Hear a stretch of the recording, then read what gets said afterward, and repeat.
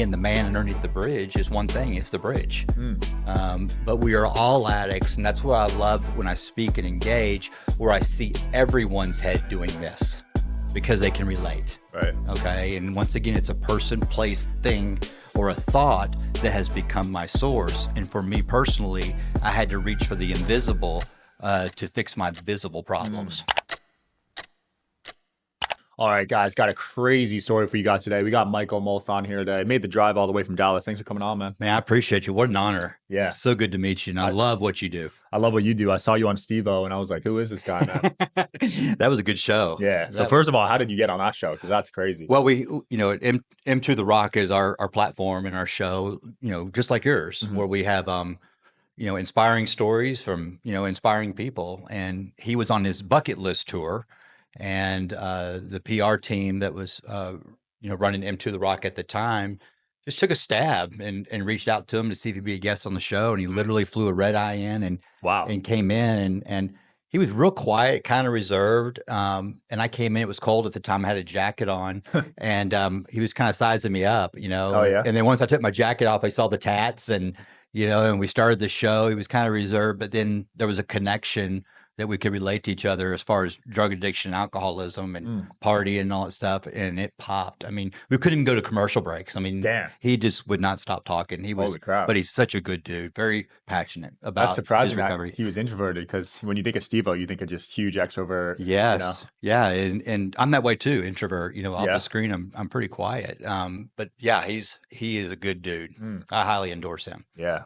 You struggled with addiction early on, right? I did.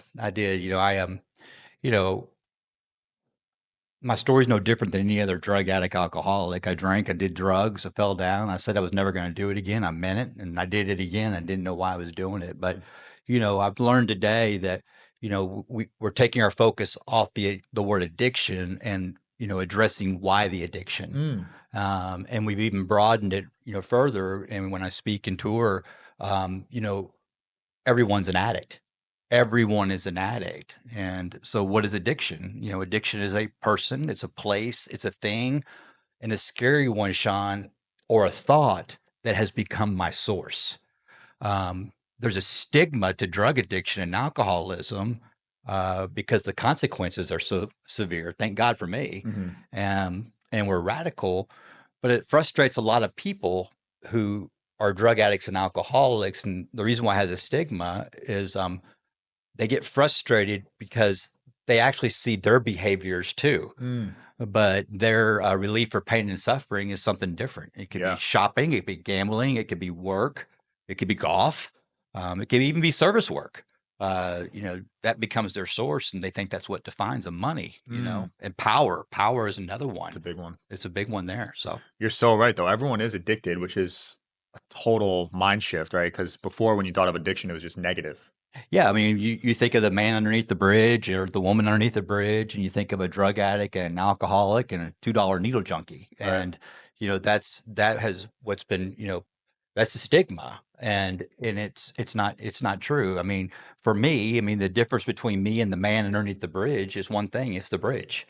But we are all addicts. And that's what I love when I speak and engage, where I see everyone's head doing this because they can relate. Right. Okay. And once again, it's a person, place, thing, or a thought that has become my source. And for me personally, I had to reach for the invisible to fix my visible problems.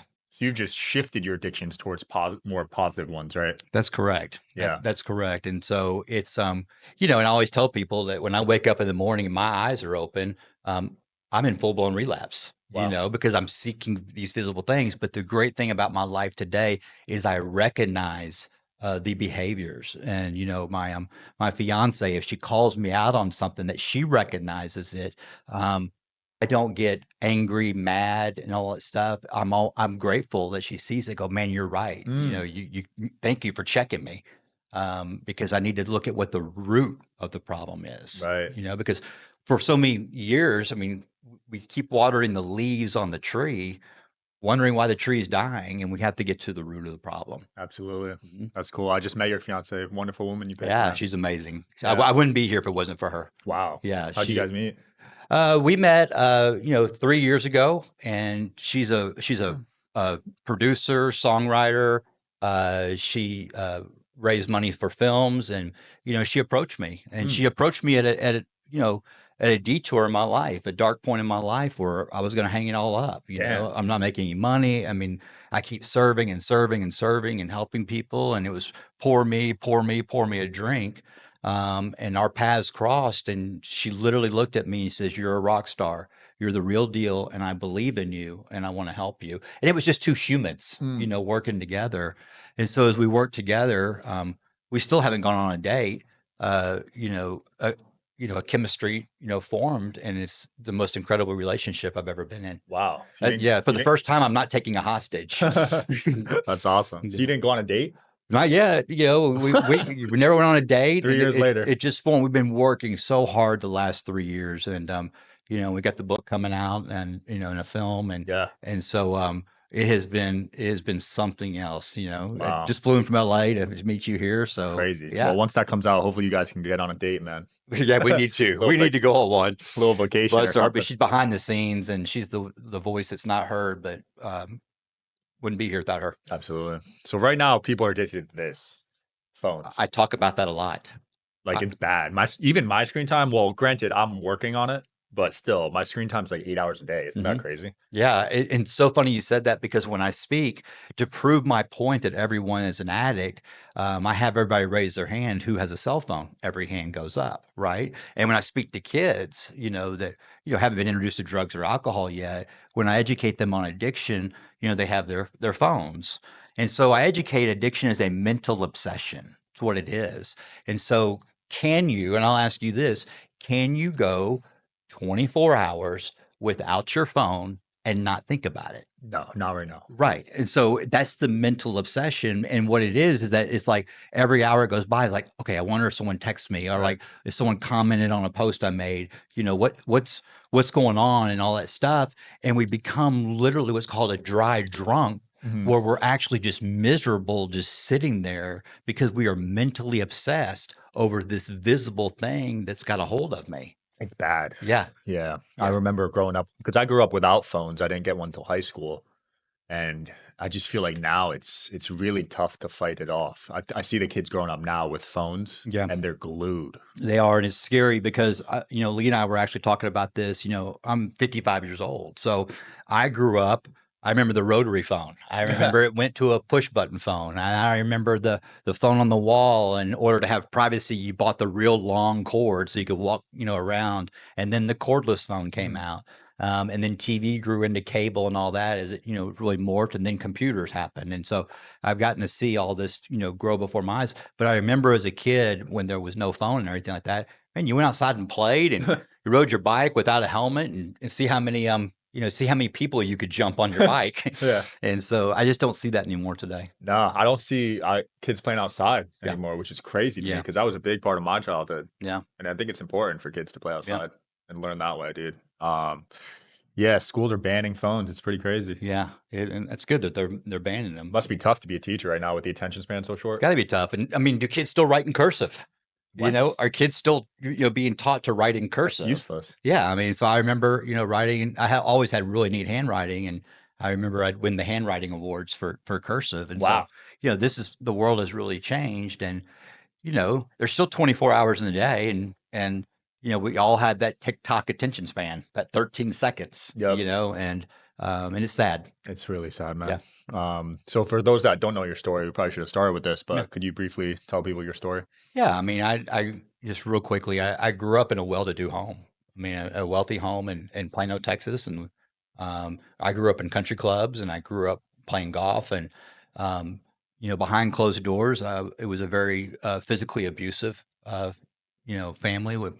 It was all directed towards me. It was Mm. confusing. Was your dad an alcoholic? No, he wasn't. I've spilt more alcohol, in one day than he's drank in his whole Wow. life. And he was still abusive without? Yeah, he Usually it's was. that. He was, and he was a workaholic. Mm. That's what defined him. And then my mom, on the other hand, she came from a very, very broken home, very, very abusive alcoholic family, and and she has those traits too. And Mm, and I have to emphasize this is that alcoholism and drug addiction is the only disease that has to be self-diagnosed. mm, So I can't sit here and say she's an alcoholic, or they're an alcoholic. That's up to them. You right. have to self-diagnose it. But she portrayed all the traits of it.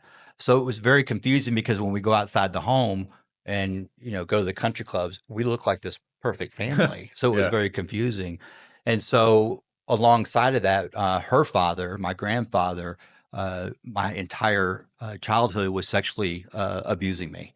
And damn. so, yeah, and it was really tough and confusing.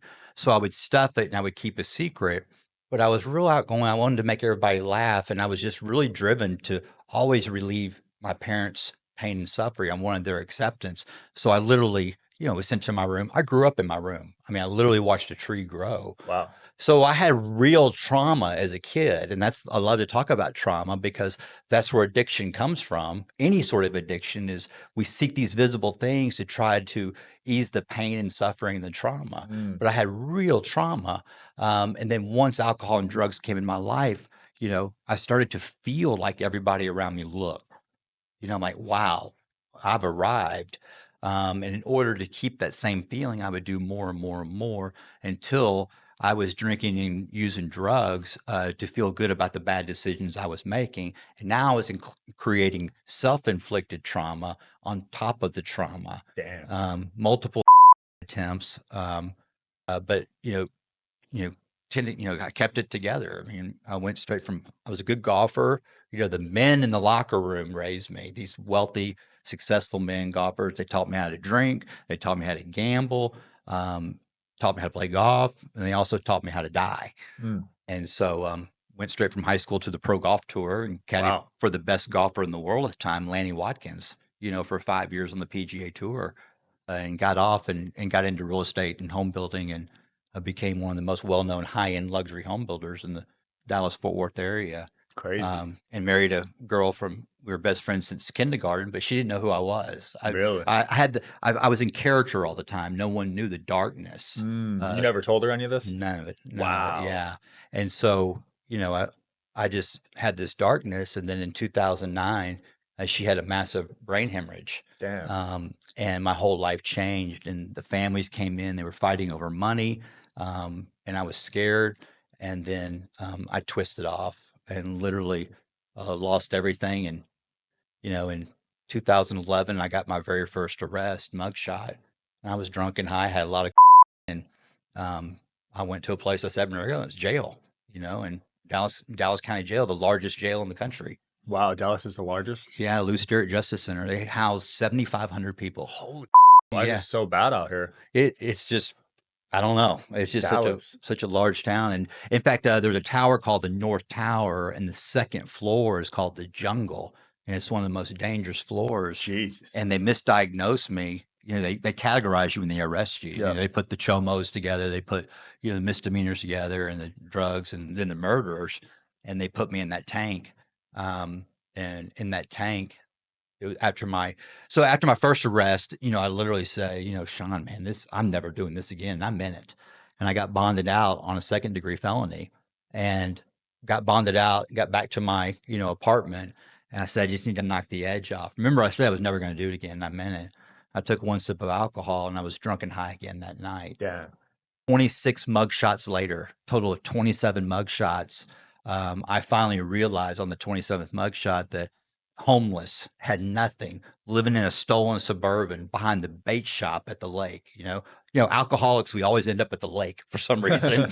But The water is calming. yeah, I guess. But so I ended up there, and after my 27th mug shot, and Judge Jennifer Bennett, who chased me all over the state of Texas, Oh, you were on the run? I was on the run, yeah. And so, after my 27th mugshot, May 29th, 2017, I finally realized that God was all I needed because he was all I had. Mm, And then I had a spiritual awakening, in prison on July 7th, 2017, as a result of a 75-year-old man. I was in a two-man tank, 4x9. mhm.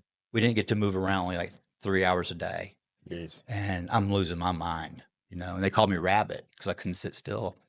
And this book was given to me. It's called Detours by Dr. Tony Evans in Oak Cliff. I didn't know who he was. And this old man asked me to read to him. Mm. I'm like, it was so weird. I mean, I'm like, read to you. You know, it's weird. Now I'm the only white guy in the tank, you know, and so I mind my own business because they thought I was gay or a cop because I'm white and proper, you Wow. know, and so So they put you with all the murderers. all the murder. I was in the tank with, you know, it's called an aggravated assault tank. So everybody in there, they weren't going home. Holy crap. Yeah, and so, And you couldn't tell anyone? I mean, I knew I was in the wrong tank, okay, but at the end of the day, I was in the right tank, you know. And so when I started reading to this old man, Uwe, um, I started feeling that 4 days went by and I wasn't anxious or paranoid, freaking out. I Mm. started feeling at ease and comfort. And on July 7th, 2017, I woke up in my top bunk and I couldn't breathe, dude. I mean, it's like tightness in my chest. Mhm. And I just took this deep breath out and my breath, you know, breathed out all this anger, resentment, and just all this rage is coming out of my body. Like the movie Green Mile. Have you ever seen Yeah, I've that? seen that. That's I'm good. not a movie watcher, but I remember watching that and all the flies coming out of his mouth. Yeah. Same thing. That's what it felt like. And I just felt all this love. And I didn't know this feeling. And I'm Wow. like looking around, I'm like going, man, I see the guards walking. I'm like, oh, I love that dude. Inside, I'm saying it. And I didn't know what was happening, but it was something happened.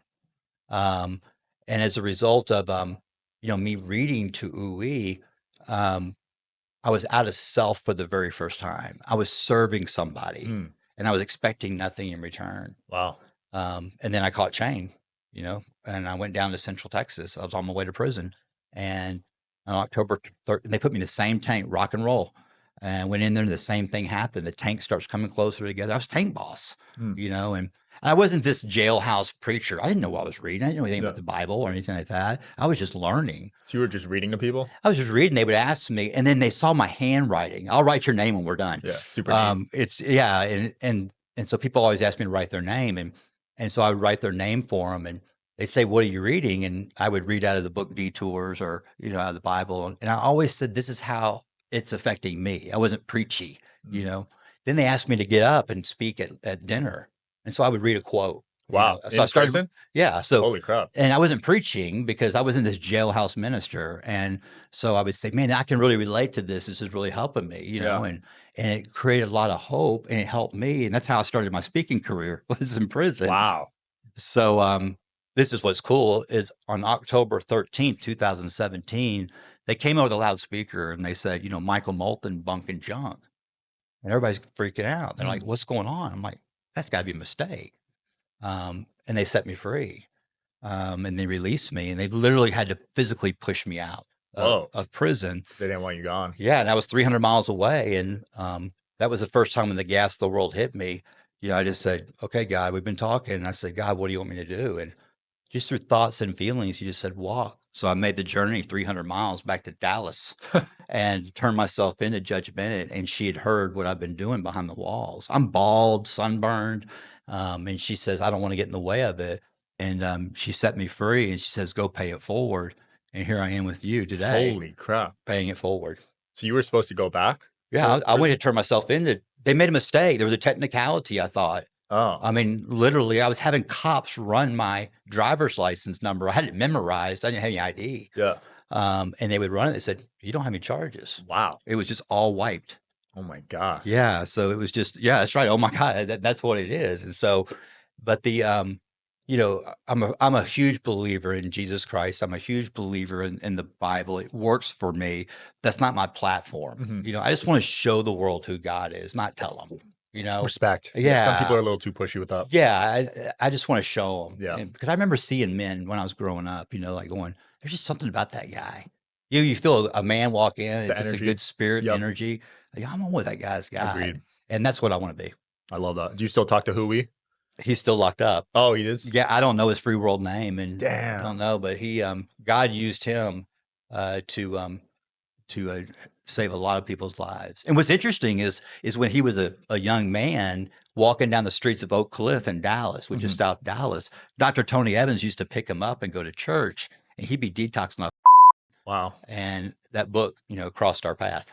That's beautiful, man. Yeah. I'm a big believer in energy. I think you were just putting out so much good energy that the Mhm. universe rewarded you for Mhm. for doing that for real. Well, it was a result of true surrender and true forgiveness. Mm, I truly forgave the ones that had done me wrong. And when you read the book 300 Miles and you get finished with it, you're going to see that I'm not demonizing anybody. I look at life today through God's perspective, not the world or the cultures. mm, And I look at stuff like, why did this happen? Why is this happening? right. And what's interesting, we just finished proofreading the last chapter of the book, 300 Miles. Hmm. And it was on July 7th, 2024, 7 years to the day Wow. that I had my awakening. Crazy. Isn't that amazing? Yeah, numbers always fascinate me. Yeah, me too. Yeah. 7, like in the Bible, it's the number of completion, Yep. and I believe in that. I do too. Yeah. Wow, 300 miles. How long did that take? Well, that's a story behind a story. I It's went probably in to the book. yeah, I went to parole and I walked about 75 miles to the bus station, used my mugshot as an ID to pick up a ticket that a benevolence fund bought for me Wow. and got back to Dallas. That is insane, dude. Yeah. And here we are, Here 6 years we are. later, Yeah. completely sober now, right? Completely sober. Beautiful. Yeah. Beautiful. 27 arrests. Were they all drug related? Yeah. They were done, drug related, bond forfeiture, probation violation. I never put hands on anybody. Jeez. But it was a lot, and I learned so much. Out of 6 years, I was incarcerated 4 years, Wow. but I learned so much, and these people, these wrecked, men, saved my life. And here's what's interesting, Sean: 100% of the inmates I did time with Mhm. had little or no relationship with their father. Whoa. So our crisis today is the missing man. 100% of them. Yeah, you can't argue with that number. Our crisis today is the missing man, and it's time for men and fathers to take the dinner table back. Mm, To play that role. We have women today that are playing the roles as men, it's and tough. it is. So that's my mission and passion of sharing. No, that's so important. I mean, my parents got divorced when I was 10, but Mm, not having that father figure, I could definitely see it affecting me as a kid. You know absolutely, what I mean? absolutely. Yeah, I went down a very lonely route. Mm, And, it was tough making friends. I didn't even know how to tie a tie. I didn't know how to do manly things. yeah, I lacked confidence. yeah, It's a major thing on a kid, yeah. But it's our responsibility to not repeat the behavior. right? And have that mentor in your life, a man in your life that you look up to, and go talk to that man that you've always seen saying, I want what you got. Yeah. So I strive to do that. I'm not perfect. I No mess one up. is. I mess up. But I recognize it and I make my apologies and not repeat the behavior. Mhm. Yeah, we got to get back to that traditional family Yeah, because right that's now right. the divorce rates are at an all-time high. All time high. If we have a messed up man making his contributions to a messed up family, Yep. we got a messed up family. And if that family is making its contribution to the neighborhood, now we got neighborhood, church, city, state, country, Hmm. world. So the solution is it's time for men to become men. Trickles down everywhere. Now That's right. because of social media, it trickles down even faster than it used to. Yes, it And does. now they're pitting men and women against each other on social That's media. right. And that's why I love what you and I are doing, because we're using social media for the good, Right. to provide hope for the hopeless.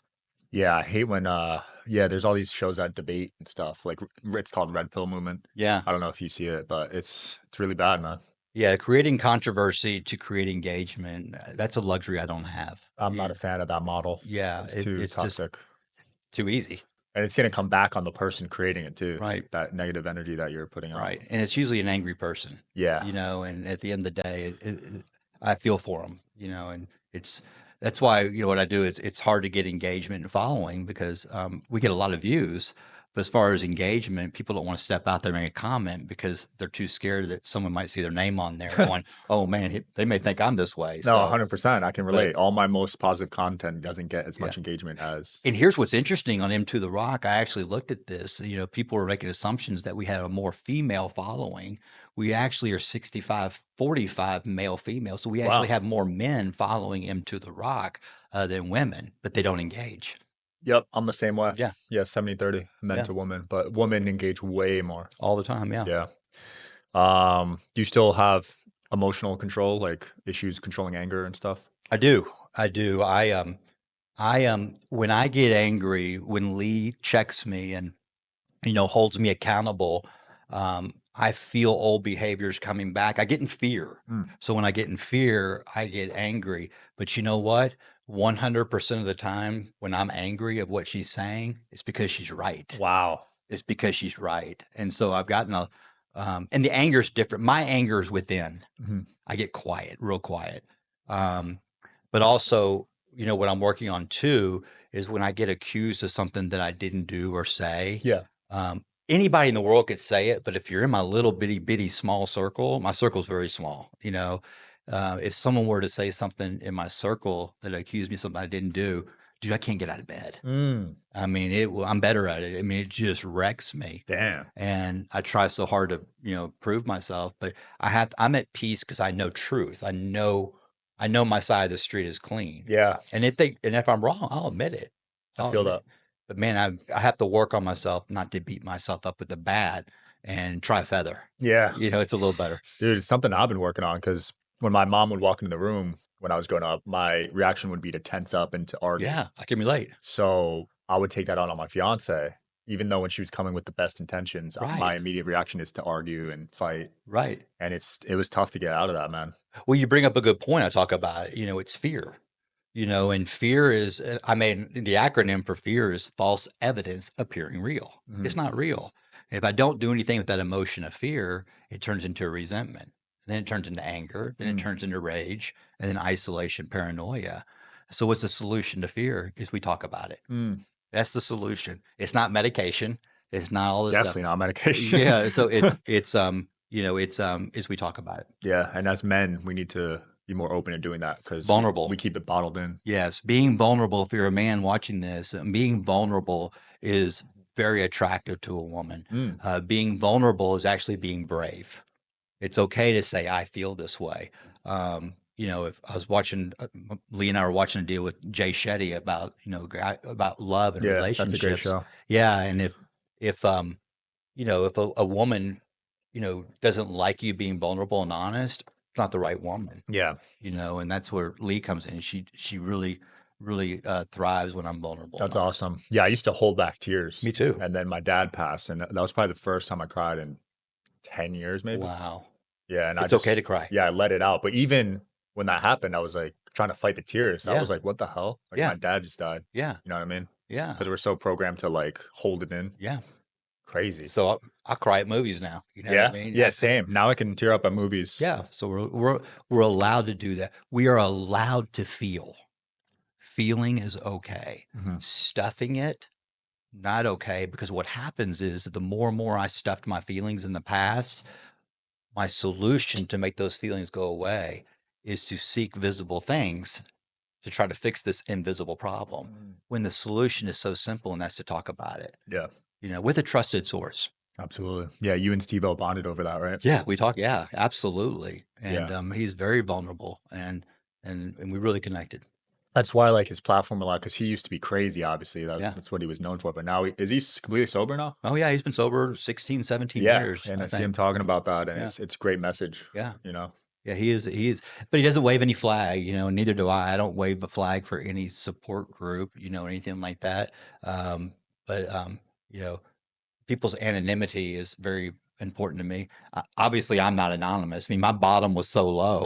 I mean, you can Google all my lies, and so, but I'm okay with that. Was prison your rock bottom moment? It was. I mean, it was. I finally realized we hear the word rock bottom all the time, Yeah. and I finally realized that every time I kept hitting rock bottom, I was using my same tools that got me to rock bottom to get out. Mm. I mean, I would use anger, resentment, rage, the comeback. I'll show you, the Rocky music playing and all this stuff. And I would use, they call it the cycle. We see it coming, Michael. It's a cycle. And, I would use those same tools. This last time I stayed at the bottom and I Mm. stayed next to the rock because I realized that all these times that the rock at the bottom for me was God. So I stayed there and I let men like Uwe and these prisoners that God used to bring in my life to pull me out. Mm. I love it. Did you get any visitors when you were in there? Not one. Not one? Not Not family, one. friends, nothing? Nothing. My last arrest, when I filled out my card, I didn't have a cell phone. I like for an emergency contact number and a name. I couldn't write anybody down. Whoa, because they Yeah. all had given up on you? Yeah, I mean, but my whole life, I never let anybody close. I never had a best friend, Mm. okay? And the role I played in that is I didn't seek one. Wow. I didn't want anybody close to me. I mean, I fought shame, from all the sexual abuse. I mean, I mean, to this day, I still, but before I still lock bathroom doors behind me, even in Wow. my own house. Damn. And it's these things, and at a men's wall urinal, if there's one open, and there's a guy next Yeah. to it, I have to wait for the deal to open. These are Damn. little symptoms of sexual abuse, but I share that. And I shared that one time when I was speaking, and a guy came up to me crying. He says, "Dude, you just talked for me." And little did I know that he was connected to a bigwig at Securus Technologies, which is government, Yeah. communication. And as a result of that, they put M to the Rock on every single tablet in every prison and jail in the Wow. country. So this show here will be on it. And they hear every episode of what we do. And I get thousands of emails weekly from inmates all across the country Dude, that's so important because as these a in result of being vulnerable, transparent, and forgiveness. yeah. So when I look at it through God's perspective, He's using my grandfather, Mm. okay, to speak through me to help other inmates. That's so important because these inmates are not gonna admit if they got sexually abused to Right. someone else. That's right. Like, they're not gonna wanna be vulnerable. Hmm. But to hear it happen to someone, Yep. that could give them some faith. And when I was locked up, me being vulnerable, okay, because it felt good. It put me in the safest place in the world, and that was right here, right now, Mm. because that's where God's at, you know, and and being vulnerable, they all started becoming vulnerable. Mm. And I mean, this rock and roll tank. I mean, I saw a guy get killed in front of me. Damn. I saw a guy jump off the second row and hang himself. Jeez. And then within a month, this tank came together, and it was so tight. In fact, when they when I was released, they were crying. Wow. Bangers. I'm talking bangers. I've never heard of, like, a community in prison like that because usually there's a lot of, conflict in prison. Yep. A lot of conflict. And I saw it, and it was rock and roll, very tense, very tense. Yeah. And, but it was one of the best experiences of my life. There are days where I miss it. You miss prison. I do. I miss it. And what I miss the most about it is it was just God and I. Mm. I was so spiritually connected because it was all I had. Yeah, no other distraction or anything, right? It's all I had. Wow. There'd be times I'd be in the chow line, Sean, and I would feel my back right butt cheek vibrate. Damn. Being so used to having my phone in my back pocket for so long, it was just weird. But Yeah. it was a absolute life changer. Wow, that's great to see, man. Because a lot of people in prison end up going back. Oh yeah, they do. I think, like, over 80%, something crazy, They become institutionalized, and it's right? all they know. And But that's what they want too, because 'cause they're making money off each prisoner. that's right. So That's they right. just see them as a business, That's right. which is a And shame. it's a lot of fear when they get out. They don't have that drive of getting a job and all of that. But a lot of them do. Mm. And those are the ones that are great stories. Yeah, yeah, my opinion on them has changed, Mhm. honestly. I used to, like, really look down on prisoners. You got an incredible man in Las Vegas. I'll hook you up with. Oh, It's, yeah? it's called Hope for Prisoners. And he's got an incredible story. I was on his platform, and what he does for prisoners today is unbelievable. Nice. Yeah, Yeah, no, I think everyone can really turn things around. yeah, I mean, look at you. yeah, And now look at your kids. You show me your kids out there, yeah. you know? So proud of. I got four of them. I have two from a previous marriage that I abandoned, and they're back in my life. Wow, And you abandoned them? yeah, I abandoned them. I left because of my drug use and got away, and they're doing great. And I have a son that from that marriage that's three years clean now. Mhm. And out of the clear blue, as a result of M to the Rock watching the show, my daughter reached out to me and said, "Hey, Brandon really needs some help." And I dropped everything and I went out there just to listen to him. Wow. And his mom literally said, "Never in my wildest dreams did I think that I'd be seeing you, but for the first time, I have faith in you, and our son needs your help." Whoa. And so I literally just read to him, and that's what I'm doing today. Is reading to people. Dude, that's incredible. Yeah. So he didn't talk to you for all those years and Mm-mm, then mm-mm. And he had a right to. Out of wow. all the people in the world to sue me and take me down was their mom, and she did the complete opposite. Damn. Yeah. How old were they when you left? They were probably, let's see here, I'm guessing 7 and 5. Damn, that's Yeah. when they need you. Yeah, yeah. And Yeah. I lived my whole life after that, just Oh, killing myself. Mm, And so when I had my other boys, Hudson and Hogan, I was so focused on not to repeat that behavior. And, I was a good father. I love that. But as a result of when Stacy went down and had the brain hemorrhage, her parents came in and basically just wrecked everything. And I haven't spoken to them since. Oh, Yeah. wait, your So, kids or? yeah. Yeah. Oh, So I haven't dang. spoken to him since, but I'm okay with that because I get to show the world and show them this is what I'm doing today. And dude, I'm not killing it financially. I'm not. I mean, this is full blown. I'm gonna use a church word. This is full blown ministry, Wow. because that's what God told me to do. Walk, and that's what Judge Bennett told me to do is go pay it forward. Mm, And that's what I do. Every time Sean and I try to quit, every time, I mean, this like burning bush moment happens where someone will call. I mean, I quit, took all the lights down in my studio and everything like that, and went outside to go for a walk. And a white Denali pulls up, and they roll the window down, and they go, "Are you him too?" And I said, "Well, yeah, I'm Michael." And they said, "This is my husband here. You saved his life. He watches your show." whoa. And I'm like, so went back up and put the studio back together. Wow. And so, and I just remember that God said, "Hey, I set your bond and I gave Jesus the key and you put it in the lock and set you free." He says, "You gonna mind somebody, you gonna mind me." Dang. And so that's what I'm doing. Crazy how But it's hard. yeah, no, it It is. takes a lot of Podcasting's faith. not easy. Yeah, it takes a lot of faith. And but with the book coming out and Krishana Lee Perez, incredible writer, and we got some great people behind us.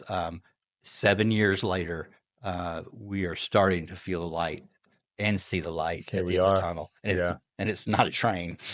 Peaks and valleys, that's life, It is. you And know?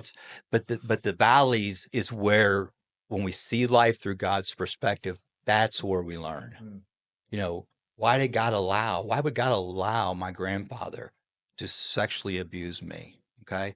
Looking at it today through God's perspective, I look at it's a gift. mm, It is a gift because I get to share my personal experience in this and forgiveness to help others like this man who heard it and now it's on all the tablets, right. in all the prisons and jails.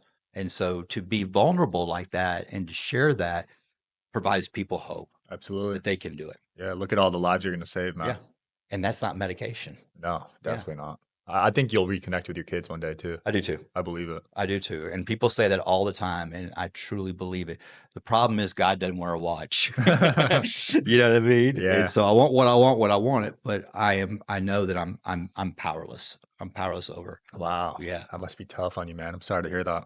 I appreciate it. But yeah, Yeah, I can't imagine that. yeah. Sounds like a tricky situation. Jeez. I'm grateful. I'm really grateful, where at. But you know what?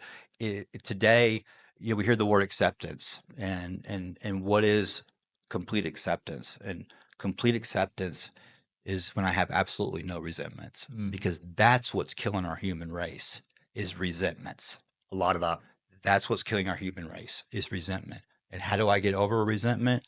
Is I accept the role that I play in it. Wait a minute, you played a role in your grandfather sexually abusing you? Absolutely, I did. Mm, And the role I played it was I chose to hold on to the resentment. wow. I chose to hold on to the resentment. Right.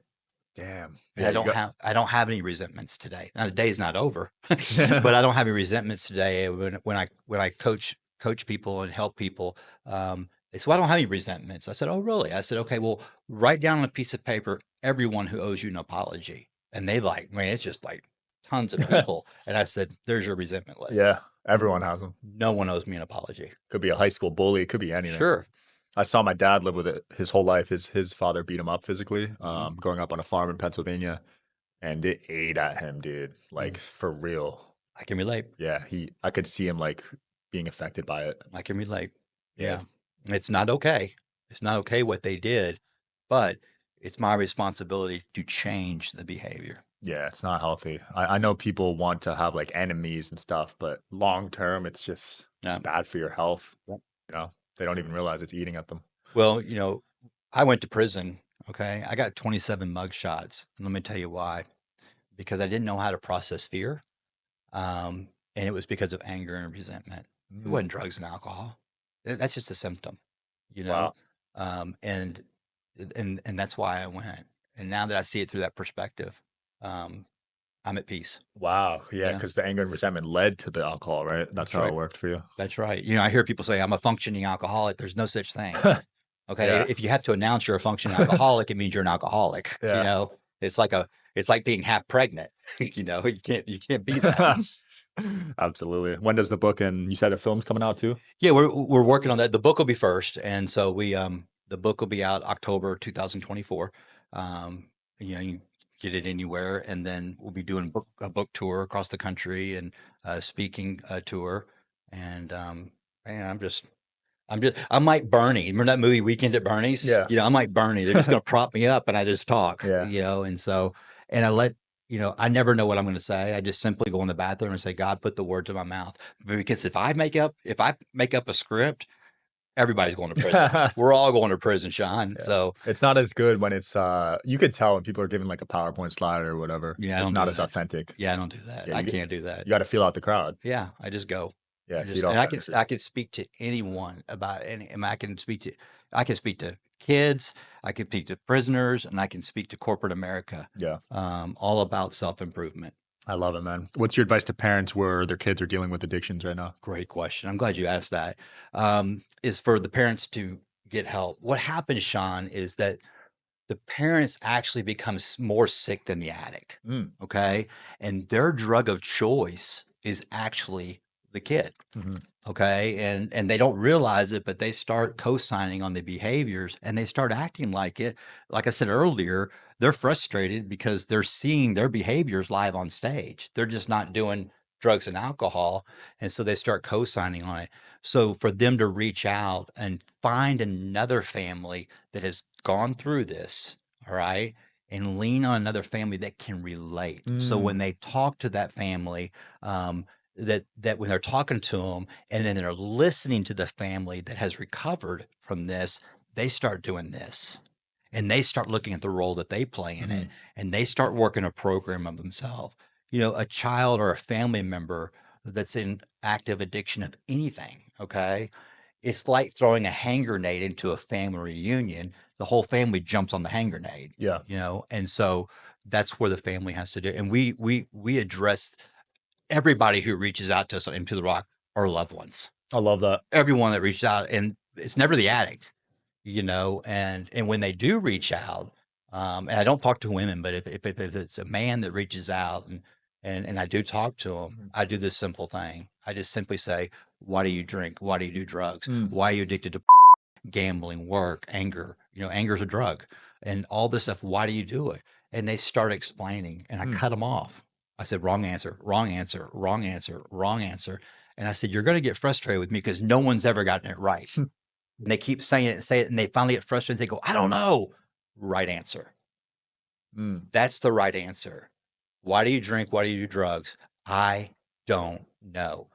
No one taught me that. That's what I remember saying after my 27th mugshot when I truly surrendered. And I told Judge Bennett, I don't know why I'm doing the things I'm doing, and I'll do whatever you tell me to do. Wow. If you send me to prison for 25 years, I'm down. I don't ever want to feel this way ever again. Jeez, that's crazy. Why don't Yeah. you talk to women? Hmm? You said you don't talk to women? I don't. In a program, men work with men and women work with Oh, got women. it. And when you have a woman in recovery, we get so much engagement with women. And as I look at it through God's perspective, what they're doing is they're searching for that spiritual leader of the household. They're Mm. searching for that father, Yeah. right? And so they're wounded. And so I can't relate to a woman. And so women, if we do, we direct them in the right direction. Mm. But a woman working with a woman is powerful. I see it with Lee when she works with women and talks Yeah. to women. I mean, there's conversations that they have that I can't have, Mm. and I tell them if I'm on the phone with them, I say, "Hey, I'm putting you on speakerphone and Lee's here," because they're wounded. And for people watching this, they'll tend to go to men, and men, will try to be the white knight. Mhm. And now you have two sick people getting sick again, and they spin off, Yeah, and go back out. and it's deadly. My dad lost one of his kids to video game addiction. That's a great topic. Yeah, he played all day for Yeah. years, and they just kept fighting, eventually kicked him out, and they never rekindled. Wow. Yeah, and then he ended up passing away. So they never rekindled that Right. relationship.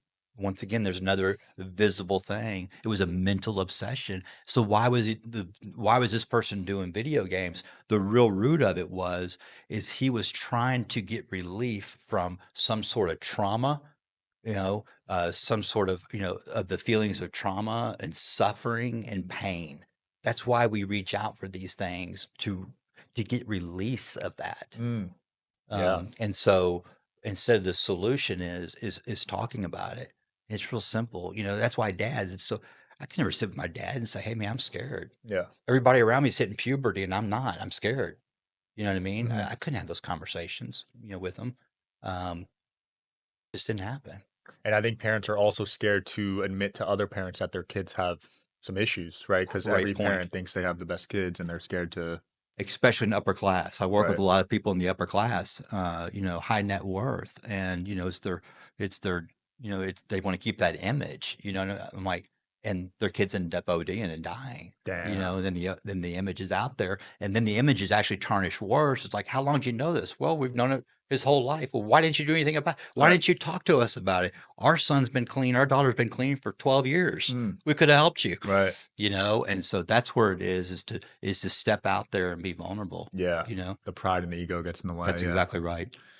Yeah, but everyone's got their demons they got to battle with, right? That's Like you right. said, how we started this, everyone's addicted to something. Yeah. And so we hear the deal, spirit, mind, and body. When For me personally, when the spirit, mind, and body is out of order, my life is in chaos, Mm, because the spirit feeds my mind and the mind feeds my body. And it's proven because it was always out of order because of the chemicals I was putting. And when that's in order, this is what you get. You mhm, see it, you feel it. If it's out of order and I'm feeding my body with visible things, I'm a wreck. I look like it. I feel like it. mhm, To be graphic, I mean, if I'm shooting and that is my God, that is my source, the external shows I mm, look horrible. right. I'm ragged out. Yeah. So when I fill my body with the spirit, and the way I get the spirit is doing this, helping others. Mhm. When I fill it with the spirit, my mind is sharp, then my mind feeds my body, and I feel better and I look better. 100% agree. I used to neglect spirit. Yeah. I used to just chase money and material things, but I never achieved And all around and it success. never felt that whole. Never felt that hole. Yeah. But these days, when I wake up, I feel so fulfilled, dude. It's Mm. crazy. And one thing I'll challenge you to do that works really good is every night or during the day to hit your reset button. Just look at one thing. Look at your feet. Mhm. Take 5 deep breaths, because when you look at your feet, that's where you're at. Mm, That's what's really happening. Nothing else is happening. All right. mhm. And then make a gratitude list. I do that every morning. There you go. Yeah. Make a gratitude list, and it gets you out of self. And it's puts you back in the safest place in the world. Like this show we're doing right now. Let's just say we've been on here for 40 minutes already. All right. Have you once thought about the future? No. Have you once thought about the past? No. Have you once got anxious or depressed? Nope. Because we're in the now. Yeah, we're right here, right now. We're serving each other. This is not about me. It's not about you. It's a connection. Mhm. It's community. We can do that all the time. Right.